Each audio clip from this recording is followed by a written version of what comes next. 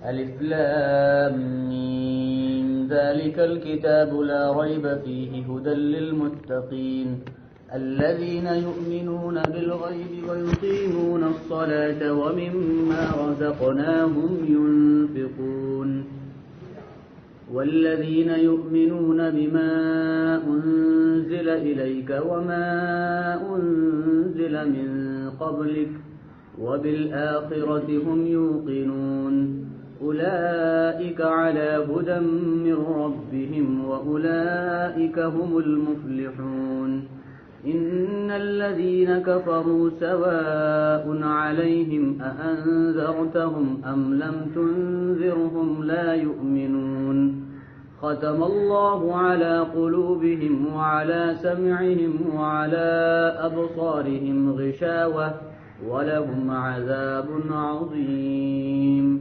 صدق الله العظيم.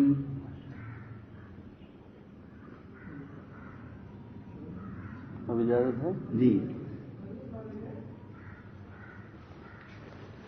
الحمد لله رب العالمين والصلاة والسلام على سيد المرسلين وعلى آله وأصحابه أجمعين أما بعد فأعوذ بالله من الشيطان الرجيم بسم الله الرحمن الرحيم ولتكن منكم أمة يدعون إلى الخير ويأمرون بالمعروف وينهون عن المنكر وأولئك هم المفلحون ولا تكونوا كالذين تفرقوا واختلفوا من بعد ما جاءهم البينات وأولئك لهم عذاب عظيم صدق الله العظيم.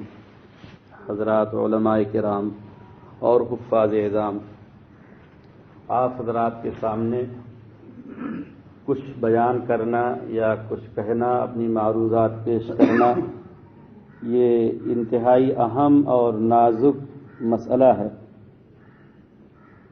در حقیقت آپ حضرات کو کچھ بتانے یا سمجھانے کی غرض سے یہ باتیں عرض نہیں کی جا رہی ہیں، بلکہ یوں سمجھ لیا جائے کہ ہمارے ذہن میں ایک سبق ہے اور وہ سبق آپ حضرات کی خدمت میں پیش کر رہا ہوں. اس میں جہاں کہیں کوتاہی ہو، غلطی ہو، آپ حضرات اس کی تنبیہ کریں گے تو ہمارے لیے آسانی اور صحیح رخ پر چلنے کی راہ ہموار ہو جائے گی.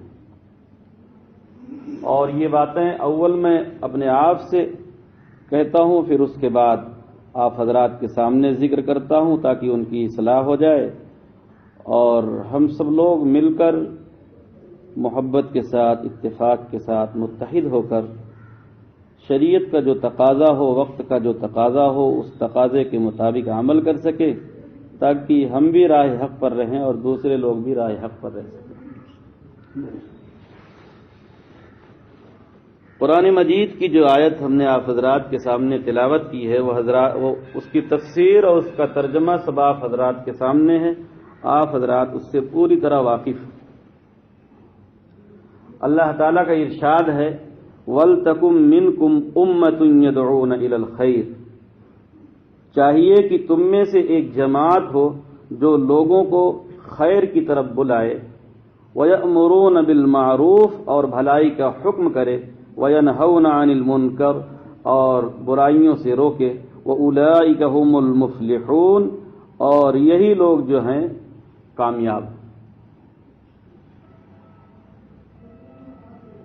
سب سے پہلی چیز اس آیت میں جو سمجھنے کی ہے وہ یہ ہے کہ یہ ذمہ داری اللہ تعالیٰ نے سب کو نہیں دی ہے، یہ کام اللہ تعالیٰ نے سب کے حوالے نہیں کیا، اور یہ ہو بھی نہیں سکتا کہ سب لوگ کام کریں، اس لیے کہ مختلف ذہن اور مختلف سوچ اور مختلف فکر کے لوگ ہیں.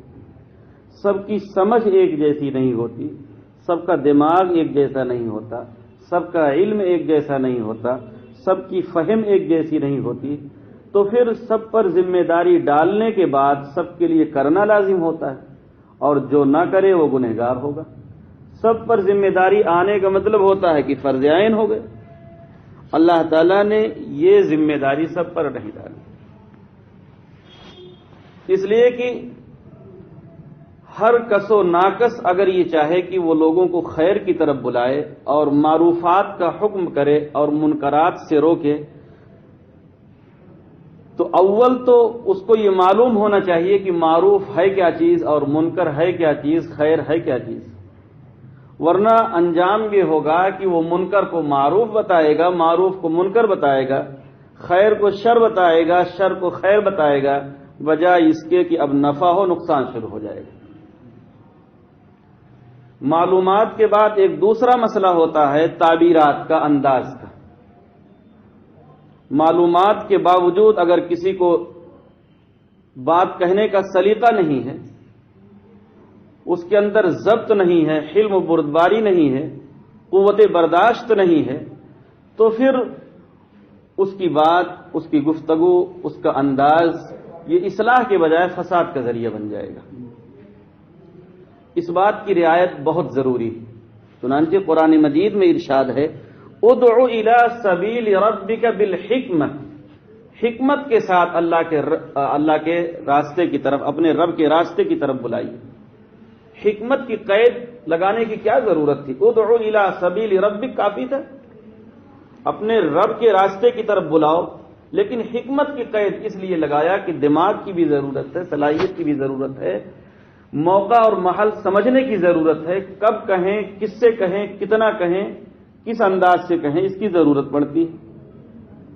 کسی کو ہم نے بات چیت کہنی شروع کر دی، کسی کے سامنے اسلام پیش کیا، یا کسی کو ہم نے نماز روزے کی تلقین کی، اب ضرورت پڑی گفتگو کو اور بڑھانے کی، والموعظۃ الحسنہ، اب نصیحت کی باتیں، واعظ کی باتیں حسنہ ہونی چاہیے۔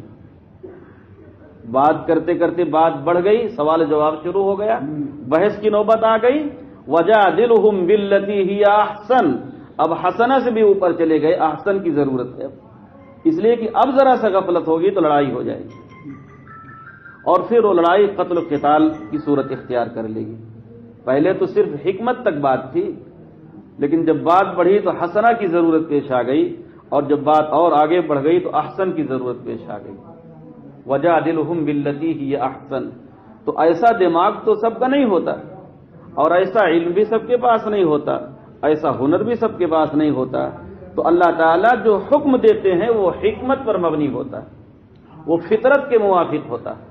اللہ تعالیٰ کے سارے احکامات فطرت کے موافق ہیں اور سب حکمت پر مبنی ہیں۔ تو اللہ تعالیٰ نے جو یہ حکم دیا، وَلْتَكُمْ مِنْكُمْ أُمَّةٌ يَدْعُونَ إِلَى الْخَيْرِ، چاہیے کہ تم میں سے ایک جماعت ہو جس کا مشغلہ یہی ہو، شب و روز اسی کام میں وہ مشغول رہے۔ اس لیے کہ جب کوئی شخص، کوئی جماعت کسی چیز کو مشغلہ بنا لے تو اس میں اس کو مہارت اور تجربہ اور نئے نئے راستے اس کے سامنے کھلتے چلے جاتے ہیں، اور وہ شریعت کے دائرے میں کام کرتے ہیں۔ وَلْتَكُمْ مِنْكُمْ أُمَّةٌ يَدْعُونَ إِلَى الْخَيْرِ، علماء کرام نے، مفسرین کرام نے یہاں پر جو صراحت کیا ہے وہ یہی صراحت کیا ہے کہ یہ جماعت علماء کرام کی جماعت ہے، جس کو اللہ تعالیٰ نے یہ اجازت دی ہے، جس کو اللہ تعالیٰ نے یہ اختیار دیا ہے، یہ پاور دیا ہے، جس کا منصب قرآن مجید کی آیت میں بیان کیا گیا ہے، وہ علماء کرام ہیں۔ حالانکہ صوفیاء کرام، اولیاء کرام کے یہاں تو علماء کرام کو بھی بیان کرنے کی پابندی لگا دی جاتی ہے، جب اصلاح کر لیتے ہیں، تربیت کر لیتے ہیں، مطمئن ہو جاتے ہیں، تب اجازت دیتے ہیں۔ گویا ہم یہ کہہ سکتے ہیں کہ ہر عالم کا بھی یہ کام نہیں ہے کہ وہ بیان شروع کر دے بغیر کسی اہل علم، اہل تربیت سے تربیت حاصل کیے ہوئے، اہل دل سے تربیت لیے ہوئے، ورنہ گفتگو کا انداز بدلے گا اور تحقیق صحیح نہیں ہوگی تو پھر صلاح کے بجائے فساد کا سلسلہ شروع ہو جائے گا۔ چنانچہ ہوا یہی کہ کچھ لوگ اصلاح کے لیے کھڑے ہو گئے، اصلاح کے نام پر کھڑے ہو گئے، اور اصلاح کے بجائے فساد شروع ہو گیا۔ پہلی غلطی اور پہلی چوک ان سے یہ ہوئی کہ جو ذمہ داری سب کی نہیں تھی، سب کو اس کا ذمہ دار قرار دے دیا، سب کو اس کا ذمہ دار بنا دیا۔ قرآن مجید میں تو تقسیم کار ہے، فلولا نفر من كل فرقة منهم طائفة ليتفقهوا في الدين ولينذروا قومهم اذا رجعوا اليهم لعلهم يحذرون۔ ایک جماعت علم دین حاصل کرنے میں، تفقہ فی الدین حاصل کرنے میں مشغول رہے. قتال فی سبیل اللہ جیسا اہم فریضہ سامنے ہے، پھر بھی حکم ہو رہا فلولا نفر من کل فرقۃ منہم طائفۃ لیتفقہوا فی الدین، کہ ایک جماعت اس میں مشغول رہے. سب اگر قتال میں نکل گئے اور علم دین محفوظ نہ رہا تو پھر لوگوں کو مسائل کیسے معلوم ہوں گے؟ رسول پاک علیہ الصلوۃ والسلام اگر یہ اعلان فرماتے تھے حی علی القتال تو مدینہ خالی نہیں ہو جاتا تھا، وہاں بھی منتظم اور وہاں بھی نگہبان رکھے جاتے تھے. غرض ہے کہ یہ بات فطرت کے خلاف ہے کہ یہ ذمہ داری سب پر ڈالی جائے کہ اصلاح کرنا، بیان کرنا، واعظ کہنا، لوگوں کو سمجھانا عمومی انداز سے یہ سب کی ذمہ داری ہے، سب پر یعنی سب پر فرض عین ہے. یہ کہنا یہ بنیادی غلطی ہے، یہ بنیادی خطا.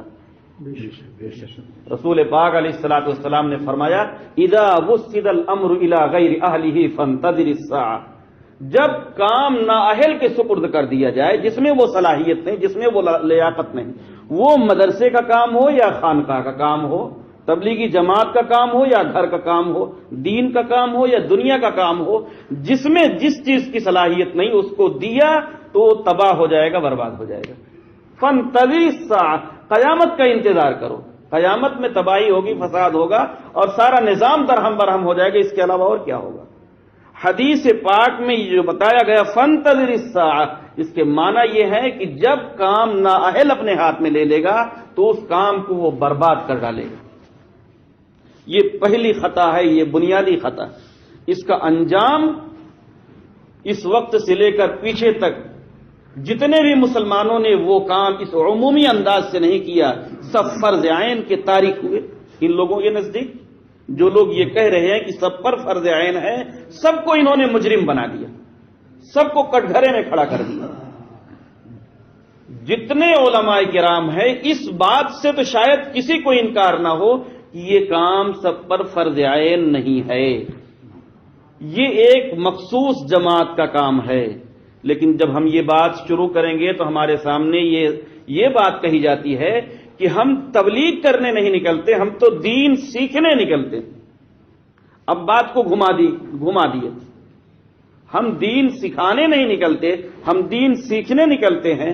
ہم تبلیغ کرنے نہیں نکلتے بلکہ دین سیکھنے جاتے ہیں. جب آپ دین سیکھنے جاتے ہیں تو تبلیغ کے فضائل کیوں بیان کرتے ہیں؟ آپ دین سیکھنے کے فضائل بیان کریے. کیا دین سیکھنے کے فضائل قرآن و سنت میں موجود نہیں ہیں؟ جس کام کے لیے آپ نکلتے ہیں اس کام کے فضائل کو آپ بیان کریے. آپ نماز پڑھتے ہیں اور روزے کے فضائل بیان کرتے ہیں، آپ روزہ رکھتے ہیں اور زکوٰۃ کے فضائل بیان کرتے ہیں، آپ زکوٰۃ دیتے ہیں اور اس پر حج کے فضائل بیان کرتے ہیں. اس کو کون عقل مند تسلیم کرے گا؟ قرآن و سنت میں دین سیکھنا ایک کام ہے، تبلیغ کرنا دوسرا کام ہے، تلاوت کرنا تیسرا کام ہے، نماز پڑھنا چوتھا کام ہے، روزہ رکھنا پانچواں کام ہے. ہر کام جدا جدا ہے، ہر کام کے احکامات جدا جدا ہیں، ان کے فضائل جدا جدا ہیں. اگر ان کے درمیان فرق کو باقی نہ رکھا جائے تو سارا نظام درہم برہم ہو جائے گا. پھر یہ کہ سب حضرات جانتے ہیں دین سیکھنے کے لیے اس آدمی کے پاس جایا جاتا ہے جس کے پاس دین موجود ہو، جو دین سکھائے. اگر جماعت میں 10 افراد ہیں اس میں کسی کے پاس دین نہیں ہے تو کون سا دین سیکھیں گے؟ دین سیکھنے کے لیے تو دیندار کے پاس جانا چاہیے تھا. قرآن مجید سیکھنے کے لیے حافظ قرآن کے پاس آنا چاہیے تھا. مسائل کو سیکھنے کے لیے عالم دین کے پاس آنا چاہیے تھا. لیکن وہاں تو یہ بات ہے کہ ہم صرف ہمارے یہاں فضائل کی زیادہ اہمیت ہے، مسائل کو یہاں نہیں چھیڑا جائے گا. تو ٹھیک ہے، آپ مسائل کو نہ چھیڑیے. ایک وقت مقررہ کے بعد ان کو مسائل کے لیے اہل علم کے پاس مشغول کر دیجیے. دو ہی صورت ہوتی ہے، یا تو آپ اپنے یہاں مسائل کا انتظام کریے اور یا تو ان لوگوں کے پاس آپ باضابطہ بھیجیے جہاں مسائل سکھائے جاتے ہیں اور پھر ان کا محاسبہ کریے. پہلے سفر میں بھی آپ نے فضائل سنائے، دوسرے سفر میں بھی آپ نے فضائل سنائے، تیسرے سفر میں بھی آپ نے فضائل سنائے، چوتھے سفر میں بھی آپ نے فضائل سنائے، یہاں تک کہ وہ آدمی بوڑھا ہو گیا، فضائل سنتا رہا دوائیوں کے، اور دوائی اس کو دی نہیں جا رہی کھانے کے لیے، وہ مرے گا نہیں تو پھر کیا ہوگا؟ ساری زندگی کھانے کے فضائل بتاتے رہے اور کھانا پیش ہی نہ کیا، تو یہ جھوٹ اور دھوکہ نہیں تو اور کیا ہے؟ علم دین آپ سیکھنے کے لیے نکلتے ہیں تو اس کے پاس جائیے جو علم دین سکھاتا ہے۔ کوئی بتائے کہ ہم جماعت لے کر عالم دین کے پاس گئے اور ہم نے کہا کہ ہم آپ کے پاس دین سیکھنا چاہتے ہیں، کھائیں گے اپنا، رہیں گے مسجد میں، آپ تھوڑا سا وقت دے دیجئے، ہم نماز آپ سے سیکھ لیں، روزہ سیکھ لیں، زکوٰۃ سیکھ لیں، تجارت سیکھ لیں اور معاشرت کے مسائل سیکھ لیں، تلاوت سیکھ لیں، کون انکار کرے گا؟ اور اگر کوئی انکار کرتا ہے تو آپ کہیے آپ کا خرچہ بھی ہم دیں گے، ہمیں سکھائیے۔ آپ کو اگر دین سیکھنے کی واقعی طلب ہے اور آپ جانتے ہیں دین سیکھنا ضروری ہے اور آپ اپنے قول میں سچے ہیں کہ دین ہی میں کامیابی ہے، تو اس سچائی کا آپ ثبوت دیجیے۔ کیا دین فضائل کا نام ہے؟ دین فضائل اعمال کا فقط نام ہے؟ دین فقط منتخب احادیث کا نام ہے؟ فضائل کی یقیناً ضرورت ہے، لیکن مسائل اصل ہیں۔ فضائل تو ان کے وسائل ہیں، ان کے ذرائع ہیں۔ فضائل ہی پر منحصر ہو جانا، اسی پر موقوف ہو جانا، اسی پر ٹھہر جانا، یہ بہت ہی خطرے اور نقصان کی بات ہے۔ ہم سے گفتگو چل رہی تھی، کانپور کے ایک صحابہ مجاہد نام ہے، انہوں نے کہا کہ ہم تو دین سیکھنے کے لیے نکلتے ہیں۔ ہم نے ان سے یہی کہا کہ جب دین سیکھنے کے لیے نکلتے ہیں تو دین کے فضائل بہت ہیں، آپ تبلیغ کے فضائل نہ بیان کریے۔ تبلیغ الگ چیز ہے، دین سیکھنا الگ چیز ہے، دونوں میں فرق ہے۔ کہیں کہیں دونوں ایک ہو جاتے ہیں، وہ الگ مسئلہ ہے، وہ اہل علم سمجھتے ہیں، آپ تبلیغ کے فضائل بیان کریے۔ لیکن آپ نے تو حد کر دی، نکلتے ہیں دین سیکھنے کے لیے، کبھی اس کو تبلیغ کہتے ہیں، کبھی اس کو آپ جہاد کہتے ہیں، تو کبھی آپ اس کو نماز کہیں گے، کبھی اس کو آپ روزہ کہیں گے، کبھی اس کو آپ زکوٰۃ کہیں گے، کبھی آپ اس کو حج کہیں گے۔ یہ کون سی عقل مندی؟ تو کام لے کر چلے تھے اصلاح کرنے کے لیے، لوگوں کو سمجھانے کے لیے، لوگوں میں دین پھیلانے کے لیے، لوگوں میں دین زندہ کرنے کے لیے، اس کا انجام یہ ہوا کہ فساد برپا ہو گیا۔ قرآن مجید کی یہ آیت جو ہم نے آپ حضرات کو پڑھ کر سنائی، وَلْتَكُمْ مِنْكُمْ أُمَّةٌ يَدْعُونَ إِلَى الْخَيْرِ، اس کی تفسیر دیکھیے بیان القرآن میں، حکیم الامت مجدد الملت حضرت مولانا اشرف علی صاحب تھانوی رحمۃ اللہ علیہ نے وہاں صراحت کے ساتھ، تفصیل کے ساتھ لکھتے ہوئے یہ لکھا ہے کہ غیر عالم کے لیے نہ تو بیان کرنا جائز ہے اور نہ ہی بیان سننا جائز ہے اس کا۔ وہاں یہ صراحت کے ساتھ لکھا ہوا ہے، اور فتاوی رحیمیہ میں بھی لکھا ہوا ہے۔ اب یہاں پر ایک شوشہ تیار کیا گیا ہے کہ چند باتیں مخصوص طریقے پر یاد کر کے بیان کر سکتے ہیں۔ بعض اہل افتاء نے یہ فتویٰ دیا کہ عامی آدمی کو 4-6 باتیں رٹا دی جاتی ہیں، وہ محدود دائرے میں محدود گفتگو کرے گا تو یہ کیوں کر ناجائز ہوگا، یہ تو جائز رہے گا۔ اہل علم حضرات یہ جانتے ہیں کہ یہ شرائط ورائط یہ لوگ نہیں جانتے۔ جن کو استنجا کی خبر نہیں ہے، سونے جاگنے کی خبر نہیں، نماز روزہ کی خبر نہیں ہے، سینکڑوں ذمہ داریوں کو بھولے ہوئے ہیں، وہ کیسے آپ کی بات کی پابندی کر لیں گے؟ اللہ کے حکم کو تو انہوں نے ٹھکرا رکھا ہے، اور آپ نے ان سے عہد لیا کہ اتنا ہی بولنا ہے، اسی پر وہ کیسے رکیں گے؟ ایک نابالغ بچے کو آپ چاقو دے دیں نااہل کو، اور قیمتی سامان دے دے، سونا دے دے، ہیرا دے دے، اور کہیں کہ بیٹا ویسے ہی کرنا جیسے میں کہہ رہا ہوں، اور وہ مان بھی لے، تو کیا اس کے ہاتھ میں آپ تھما دیں گے اس کو؟ 8 سال کا بچہ ہو، آپ 1 کروڑ کا مال اس کے ہاتھ میں دے دیں اور وہ مان بھی لے کہ ہاں ہم ویسے ہی کریں گے جیسے آپ کہہ رہے ہیں، تو آپ اطمینان کر لیں گے؟ پھر 70 سالہ تجربہ نے یہ بتا دیا کہ یہ لوگ، ان لوگوں نے جو وعدہ کیا تھا اس پر برقرار نہیں رہے، 6 نمبر سے باہر نکل گئے، جو جی میں آیا وہ بکے، جو جی میں آیا وہ کہا، تو اب کیوں کر جواز کا فتویٰ دیا جائے گا؟ اب کیسے جواز کا فتویٰ دیا جائے گا؟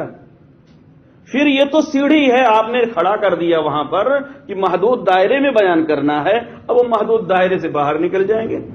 آپ نے وہاں تک پہنچا دیا، آگے بھی شریعت میں سدن للباب بھی تو کوئی چیز ہے۔ قرآن مجید میں یہ نہیں کہا گیا زنا مت کرو، حکم ہوا ولا تقربوا الزنا، زنا کے قریب مت جاؤ۔ سدن للباب جو مسائل بیان کیے جاتے ہیں، خواتین رسول پاک علیہ السلام کے پیچھے نماز پڑھتی تھی، سدن للباب منع کر دیا گیا خوف فتنہ کی وجہ سے مسجدوں میں نہیں جانا۔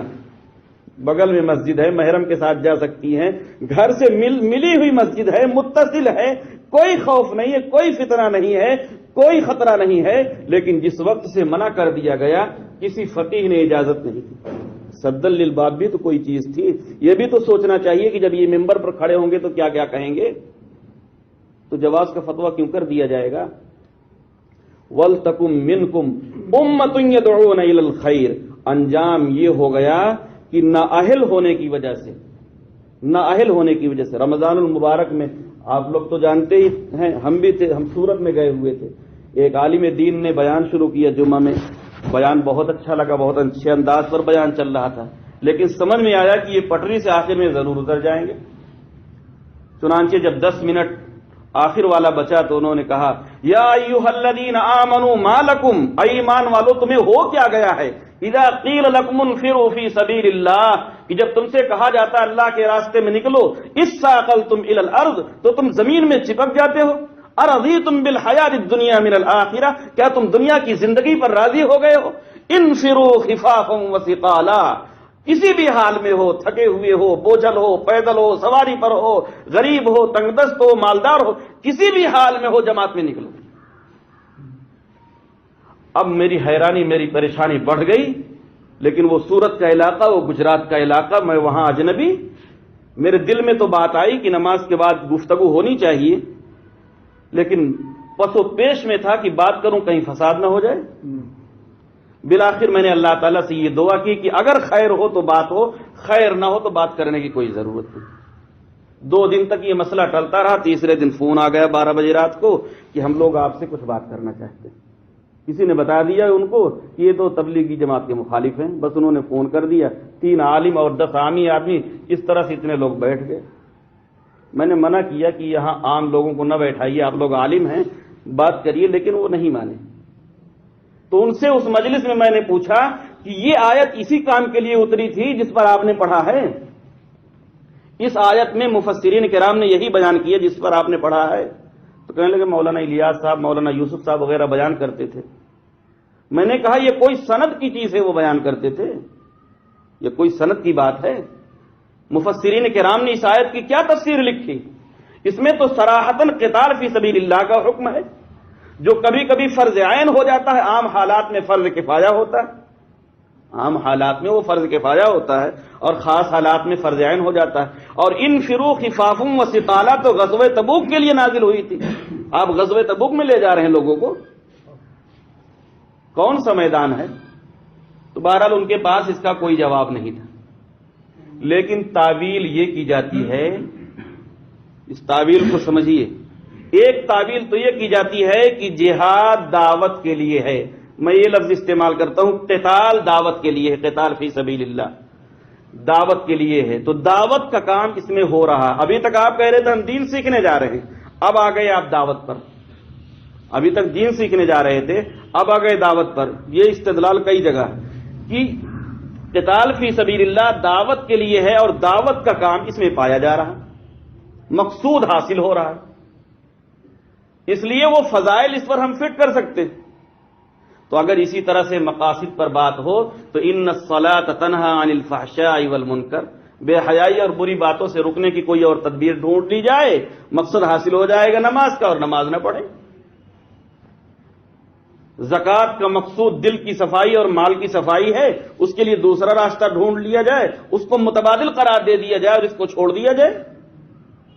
اگر مقاصد ہی کے ذریعے بات ہونی ہے، وہ تو شریعت کا منصوص حکم ہے، اس کو تو کرنا ہی کرنا ہوگا، رسول پاک علیہ السلام اور صحابہ کرام نے کر کے دکھا دیا۔ تو یہ آپ کا فلسفہ تو ہماری سمجھ سے باہر ہے، آپ کا یہ فلسفہ ہماری سمجھ سے باہر ہے۔ دوسری بات یہ ہے کہ قتال فی سبیل اللہ کا مقصود فقط دعوت نہیں، اس کا ایک مقصد ہے رد العدوان، سرکشوں کی سرکشی توڑنا۔ کتاب اٹھا کے تو دیکھیں، کیا سرکشوں کی سرکشی آپ جو ہے اپنے مروجہ نظام کے ذریعے توڑ لیں گے؟ یہ ہو سکتا ہے؟ کبھی نہیں ہو سکتا۔ اس کا مقصد ہے نصرت المستضعفین، جو جیلوں میں ہوں، تنگ کیے جا رہے ہوں، ستائے جا رہے ہوں، طاقت کے بلبوتے آپ ان کو وہاں سے نکال لیں، ان کی حفاظت کر لیں۔ اور تیسرا مقصود ہے اعلاء کلمت اللہ، جو اصل مقصد ہے۔ اعلاء کلمت اللہ کا معنی یہ لوگ یہ بیان کرتے ہیں کہ لوگ نماز روزہ کرنے لگے۔ اعلاء کلمت اللہ کا مطلب ہے طاقت کے بلبوتے اللہ کے احکامات نافذ ہوں، وہ اعلاء کلمت اللہ کا مطلب۔ تو ان لوگوں کو تو مہارت ہے آیات و حدیث اور اصطلاحات کا معنی بدلنے میں مہارت۔ تو یہ قتال فی سبیل اللہ کے مقاصد ہیں، یہ مقاصد آپ کے یہاں کام سے حاصل ہو رہے ہوں تو ہم کو سمجھا دیجیے۔ پھر دوسری توجیہ کہتے ہیں کہ جہاد جہد سے مشتق ہے، اس کے معنی محنت اور کوشش کے ہیں، اور یہاں بھی محنت پائی جاتی ہے، وہاں بھی محنت پائی جاتی ہے، اور قتال اس کا اعلیٰ درجہ ہے۔ اور المجاہد من جاہد نفسہ، اس طرح کی آیتیں ہیں، والذین جاہدوا فینا لنہدینہم سبلنا۔ تو یہ لفظ قتال کے علاوہ دوسرے مقامات پر بھی استعمال ہوا ہے، اس لیے وہ فضائل یہاں پر فٹ کر سکتے۔ یہ علمی خطا ہے، علمی غلطی ہے جس کی جانب ہم اشارہ کرنا چاہتے ہیں۔ تو اگر اسی طرح سے استدلال درست ہے، وَإِن جَاهَدَاكَ عَلَىٰ أَن تُشْرِكَ بِي مَا لَيْسَ لَكَ بِهِ عِلْمٌ فَلَا تُطِعْهُمَا، وہ ماں باپ جو اپنی اولاد کو شرک کرنے پر مجبور کرے، یہاں بھی جاہدہ کا استعمال ہوا ہے، لفظ جاہد یجاہد مجاہدتاً استعمال ہوا ہے۔ اب یہاں بھی قتال کے فضائل لائیے فٹ کر دیجیے۔ وہی صلاۃ کا لفظ جو نماز کے لیے آتا ہے، وما كانت صلاتهم عند البيت الا مكاء وتصديه، کافر لوگ جو خانہ کعبہ کے ارد گرد ننگے ہو کے چکر لگایا کرتے تھے، اس کو بھی قرآن مجید نے صلاۃ کہا۔ ان اللہ وملائکتہ یصلون علی النبی، وہی مادہ یہاں بھی استعمال ہوا۔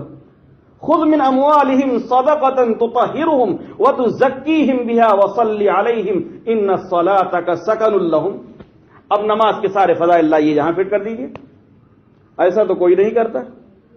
آخر کیا وجہ ہے؟ صرف جہاد سے ایسی دشمنی ہے، ایسی نفرت ہے، یا اس کے ساتھ ایسی محبت ہے کہ وہ سارے فضائل لا کے آپ یہاں فٹ کر دیتے ہیں؟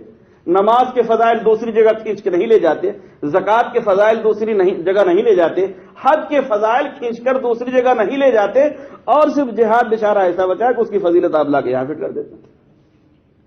یہ علمی خطا ہے اور یہ دھوکہ۔ ہوتا یہ ہے کہ ایک لفظ کے ایک حقیقی معنی ہوتے ہیں، اصطلاحی معنی ہوتے ہیں، شرعی معنی ہوتے ہیں، جو متبادر الی الفہم ہوتے ہیں، بولتے ہی دماغ وہاں تک پہنچ جاتا ہے، وہی اس کے اصلی معنی ہوتے ہیں۔ لیکن وہی لفظ کسی مناسبت کی وجہ سے دوسری جگہ بھی بول دیا جاتا ہے ضرورت۔ یہاں ہم لوگوں نے نماز پڑھی اور کہہ دیا مسجد، مسجد کے معنی سجدہ کرنے کی جگہ، تو مسجد کہہ دینے کی وجہ سے مسجد کے فضائل یہاں منطبق نہیں ہوں گے، اور نہ ہی مسجد کے فضائل حاصل ہوں گے۔ موقع محل کے اعتبار سے کسی نے بول دیا اور سننے والوں نے سمجھ لیا کہ کس معنی میں یہ بولا گیا، یہ لغوی معنی میں بولا گیا۔ تو اس طرح سے الفاظ لغوی معنی میں بہت بکثرت استعمال ہوتے ہیں، لیکن وہ علمی اصطلاحات ہوتی ہیں، اہل علم اس کو سمجھ لیتے ہیں، جب وہ عام پبلک کے بیچ میں بات آ جائے گی تو پھر وہ نہیں سمجھ پائیں گے۔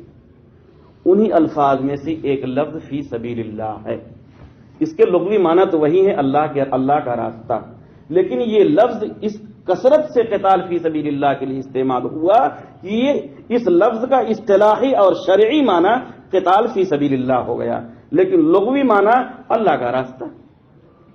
وہ آیات جہاد، وہ آیات قتال، وہ فی سبیل اللہ جہاں پر تعین و تخصیص نہیں ہے، کوئی قرینہ نہیں ہے کہ یہ قتال کے لیے ہے، ان کو عام معنی میں استعمال کرے، کسی کو کوئی اشکال نہیں۔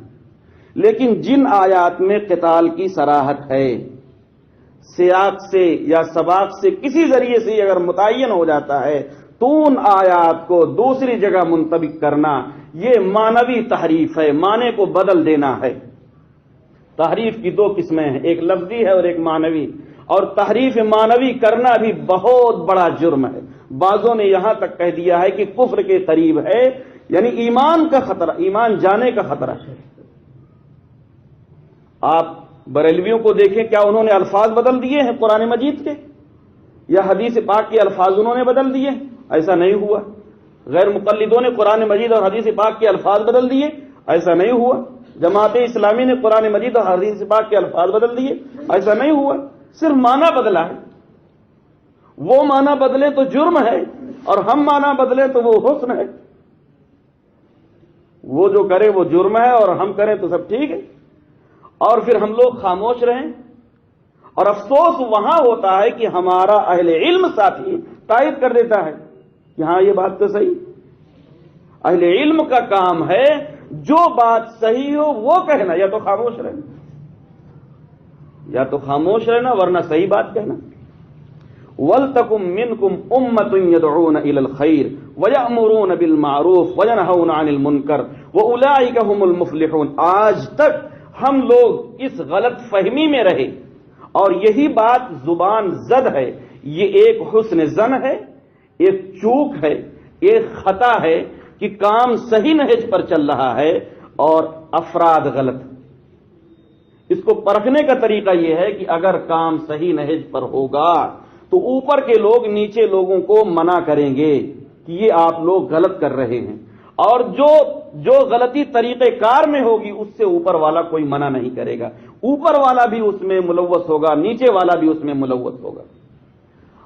آپ حضرات اگر مکتوبات کو اٹھا کے دیکھیں حضرت مولانا الیاس رحمۃ اللہ علیہ کے، ان کی توہین کرنا مقصود نہیں ہے، لیکن اب جو بات غلط ہے اس کی نفی کرنا ضروری. جو بات عدم ملحوظ رکھتے ہوئے جو بات دلائل سے ٹکرا رہی ہے، جو جڑ ہے فساد جہاں سے پیدا ہوا ہے، اب اس کو کاٹنا ضروری. حضرت مولانا الیاس رحمۃ اللہ علیہ کے ملفوظات آپ پڑھیں، ان کے مکتوبات پڑھیں، ان کے ارشادات آپ پڑھیں. صراحت کے ساتھ انہوں نے یہ لکھ رکھا ہے کہ بعض حیثیات سے یہ کام جہاد سے بھی افضل ہے. کیسے افضل ہو گیا؟ جس چیز کا حکم قرآن مجید کی تقریباً 1000 آیتوں میں کہیں صراحتاً کہیں اشارتاً ایک ایک جز کے اشکال، ایک ایک جز کا ایک ایک سوال کا جواب دیا گیا قتال فی سبیل اللہ کے بارے میں، اس سے آپ کا 15ویں صدی والا کام افضل ہو جائے گا. یہ کیسے ہوگا؟ یہ کیسے ہو جائے گا؟ مکتوبات میں لکھتے ہیں کہ 50 صحابہ کے برابر اس کام پر ثواب ملے گا. یہ خط میں ہے، ملفوظات میں مان لیجیے ادھر ادھر ہو گیا، یہ خط میں ہے. جو خط انہوں نے لکھا ہے اس خط کے مرتب حضرت مولانا ابوالحسن علی صاحب ندوی رحمۃ اللہ علیہ. ہمیں کسی پر اعتراض ایسا نہیں کرنا، نہ کسی کی توہین کرنی، لیکن جو بات غلط ہے وہ غلط ہے. اہل حق کی شان یہی، اہل حق کا شیوا یہی. آج ہمیں اعلانیہ اس لیے کہنا پڑ رہا ہے کہ آج ایک دم نظام درہم برہم ہو گیا، بالکل فساد برپا ہو گیا. 50 صحابہ کے برابر ثواب تقسیم کر رہے، 49 کروڑ کا ثواب ملے گا. بیٹھتے ہی لغدوۃ او روحۃ فی سبیل اللہ خیر من الدنیا وما فیہا. ایک صبح ایک شام پر دنیا وما فی، ایک صبح یا ایک شام اس راہ میں لگا لینا دنیا وما فیہا سے بہتر. فکری عبادت، ایک لمحہ کی فکری عبادت، تھوڑی دیر بیٹھ کے مشورہ کر لینا، یہ 70 سالہ جسمانی عبادت سے بہتر ہے. اسی مکتوبات میں یہ لکھا ہے کہ ایصال ثواب کے لیے تبلیغ سے بڑھ کر کوئی شے نہیں. ایصال ثواب کے لیے تبلیغ سے بڑھ کر کوئی شے نہیں. اسی میں یہ بھی لکھا ہے کہ بندہ کے نزدیک یہ تبلیغ طریقت حقیقت، یہ تبلیغ شریعت طریقت حقیقت تینوں کو علی الاتم جامع ہے. کہاں جامع ہے؟ کہاں جامع ہے؟ کیا ہے اس کے اندر؟ شریعت پورا علم دین، طریقت تصوف، حقیقت اس کا مشاہدہ، کہتے ہیں سب کو جامع. اسی وجہ سے تو آج کہتے ہیں کہ تم اسی سے مرید ہو گئے ہو، ادھر ادھر دیکھنے کی ضرورت نہیں، خانقاہ میں جانے کی کوئی ضرورت نہیں. اس کا سرا، اس کی بنیاد، اس کی جڑ وہاں پر موجود ہے. یہ جو بات مشہور ہے کہ یہ کشتی نوح ہے، یہ مولانا کے ارشادات میں ہے. یہ طریق تبلیغ کشتی نوح ہے، جو اس میں سوار ہوگا محفوظ ہو جائے گا. آج جو جلسوں کی مخالفت ہوتی ہے، تحریرات کی مخالفت ہوتی ہے، مولانا اس کے خلاف تھے، تحریرات کے خلاف تھے. وہ بعد میں انہوں نے کچھ اجازت دیا. ان کے الفاظ یہ ہیں، بس تقریر رہ گئی، تحریر رہ گئی، یہ جلسے شیطانی دھوکہ ہے، کچھ کرتے نہیں میاں، یہ کرو وہ کرو، بس کہتے. آگے تک عبارت ہے، لیکن شروعات یہاں سے ہے، بس تقریر رہ گئی، تحریر رہ گئی، یہ جلسے شیطانی دھوکہ. آپ کو کیا ضرورت پڑی تھی ان چیزوں کو چھیڑنے کی؟ لوگوں کو ترغیب دینے کے لیے جنت کی آیتیں، لوگوں کو ترغیب دینے کے لیے جہنم کی آیتیں، لوگوں کو ترغیب دینے کے لیے واعظ کی آیتیں، نصیحت کی آیتیں کافی نہیں تھی. آپ نے جہاد میں ہاتھ کیوں ڈالا؟ قتال میں ہاتھ کیوں ڈالا؟ جہاد و قتال کے معنی میں اگر قادیانی تحریف کرے تو مجرم ہے، بریلوی اس میں تحریف کرے تو مجرم ہے، جماعت اسلامی والا بولے تو مجرم ہے اور دیوبندی بولے تو مجرم نہیں. کیا وجہ ہے دیوبندی مجرم نہیں؟ اور اس میں ہمارے علماء بولتے ہیں جن کو اپنے علم پر بہت ناز ہو علماء کو، ہم ان سے بات کرنے کے لیے تیار ہیں جو ان آیات و احادیث میں تعویل کر رہے ہیں. موجودہ لوگوں میں جو بات کرنا چاہیں، چاہے شاہی میں ہو چاہے دارالعلوم میں ہو، ہم دارالعلوم میں بھی بات کرتے ہیں، ان آیات و احادیث میں کیوں تعویل کی جا رہی؟ ایک فریضہ کا متبادل کیوں بنایا جا رہا ہے؟ کیوں برباد کیا جا رہا ہے؟ کیا ضرورت پیش آئی ہے؟ سر کیوں دکھ رہا ہے؟ اس کی کیا ضرورت تھی؟ کل تک ہمارے اکابر کا جو طرز تھا رد کرنے کا، آج اس کو برباد کیا جا رہا ہے، آج اس کو تباہ کیا جا رہا ہے، اور ایسے حالات بنا دیے گئے کہ بڑے بڑے علماء اس پر گفتگو نہ کر سکیں. ایسے حالات بنا دیے گئے کہ بڑے بڑے اس پر گفتگو نہ کر سکیں. مولانا الیاس اور ان کی دینی دعوت ایک کتاب ہے، مولانا ابو الحسن علی ندوی رحمۃ اللہ نے لکھا ہے، اس میں لکھا ہوا ہے صفحہ نمبر 165 پر، صفحہ نمبر 165 پر مولانا الیاس صاحب کہتے ہیں مولوی ظہیر الحسن لوگ میرا مدعا پاتے نہیں، لوگ سمجھتے ہیں کہ یہ تحریک صلاۃ ہے، خدا کی قسم یہ تحریک صلاۃ نہیں، وہ خود فرماتے. پھر آگے ایک روز بڑی حسرت سے فرمایا مولوی ظہیر الحسن میں ایک نئی قوم پیدا کرنا چاہتا ہوں. کون سی نئی قوم ہے وہ؟ یأتی اللہ بقوم یحبہم ویحبونہ، وہ نئی قوم تو اللہ پیدا کرتا ہے کہ جب لوگ دین سے بیزار ہو جاتے ہیں ان کو تباہ کر کے اللہ تعالیٰ نئی قوم کو لے آتا ہے. یحبہم ویحبونہ، وہ اللہ سے محبت کرتے، اللہ ان سے محبت کرتا ہے. اذلۃ علی المؤمنین، وہ مومنوں کے لیے نرم دل ہوتے ہیں. اعزۃ کافرین، اعزۃ علی الکافرین، غیروں کے لیے سخت دل ہوتے ہیں. کون سی نئی قوم آپ کو پیدا کرنی ہے؟ ان کی عبارات، ان کے ملفوظات، ان کے مکتوبات میرے پاس یہاں کچھ موجود بھی ہے، جو چاہے وہ دیکھ لے. یہ ایک خطا ہے، حسن ظن ہے، دھوکہ ہے کہ طریقہ کار صحیح. طریقہ کار میں تقریر سکھانا شامل ہے عام لوگوں کو، طریقہ کار میں ان سے بیان کروانا شامل ہے، طریقہ کار میں نااہلوں کو امیر اور ذمہ دار بنانا شامل ہے، طریقہ کار میں جس آیت کو چاہیں اپنے کام پر فٹ کرنا شامل ہے. کیسے طریقہ کار صحیح ہے؟ طریقہ کار اگر شرعی ہوگا تو قابل قبول ہے، طریقہ کار غیر شرعی ہوگا ناقابل قبول ہے.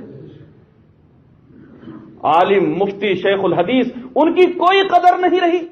1957 میں دارالعلوم دیوبند نے یہ فتویٰ جاری کیا کہ خواتین کے لیے جماعت میں جانا جائز نہیں ہے. مفتی کفایت اللہ صاحب کے پاس مولانا الیاس صاحب 3 مرتبہ گئے، تینوں مرتبہ منع کیا. آخری جواب میں تھوڑی سی لچک ہے. 1957 میں دارالعلوم دیوبند نے فتویٰ جاری کیا تو ان لوگوں نے کیوں تسلیم نہیں کیا؟ اس سے بڑے مفتی ہو گئے تھے. اس وقت سے آج تک اسے قابل تسلیم کیوں نہیں سمجھا گیا؟ مرکز سے کیوں نہیں اعلان کر دیا گیا کہ دارالعلوم نے یہ فتویٰ دیا، اب ہم اس کے خلاف نہیں کر سکتے؟ یہ لوگ اپنے آپ کو حقیقت میں دیوبندی نہیں سمجھتے، دیوبند سے الگ اسٹیج قائم کر رکھا. سمجھنے کی ضرورت. ہمارا ظرف اتنا وسیع ہے کہ یہاں سے لے کے دارالعلوم تک ہم ان کے بیانات کرواتے ہیں، ہم ان کی تائید کرتے ہیں، جہاں ان کے اوپر اعتراضات ہوتے ہیں ان کے اشکالات کا جواب دیتے ہیں، ہم دفاع کرتے ہیں، لیکن وہ ہمارا بیان سننے کے لیے تیار نہیں، ہمارے چندہ میں وہ ساتھ دینے کے لیے تیار نہیں، مرکز میں ہماری گفتگو سننے کے لیے تیار نہیں.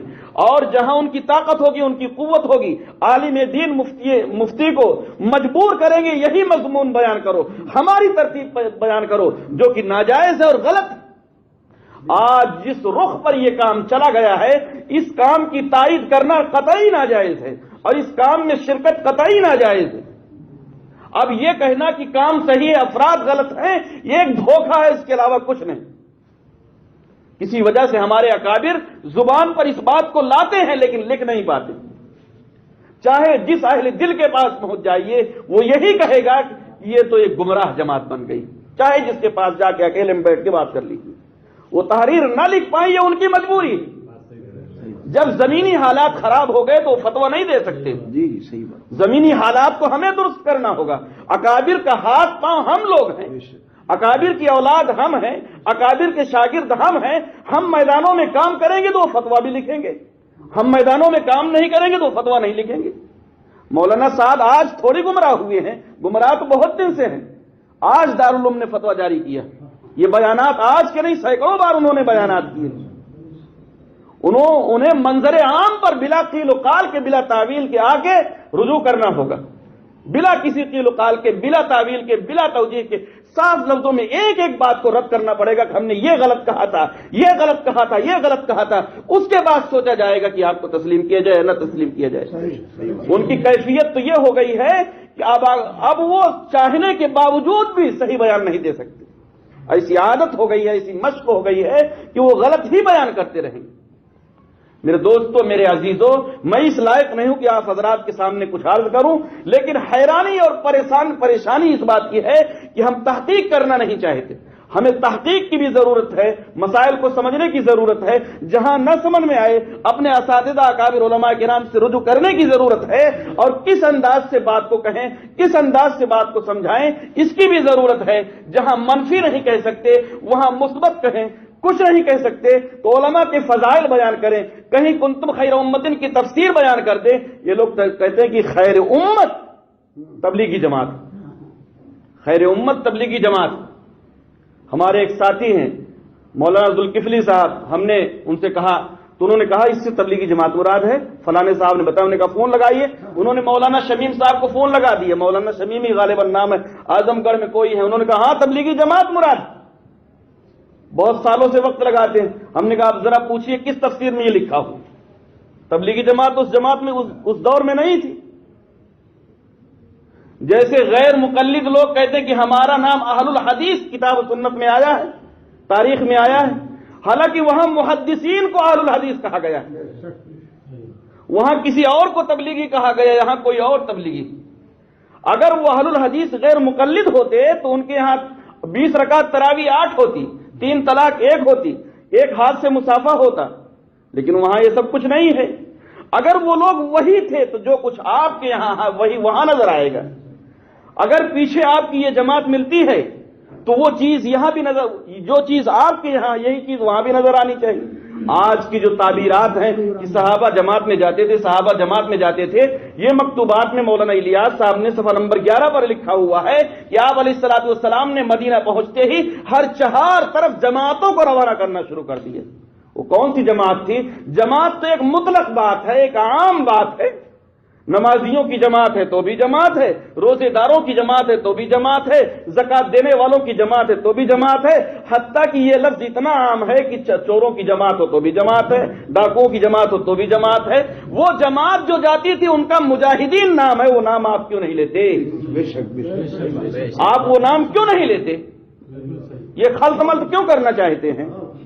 میں صاف لفظوں میں یہ کہہ دینا چاہتا ہوں کہ یہ خطا، یہ غلطی اوپر سے چل رہی ہے۔ مولانا عاشق الہی صاحب میرٹھی نے میرٹھ میں مولانا زکریا صاحب کے سامنے سختی کے ساتھ منع کیا لیکن نہیں مانے۔ مولانا حسین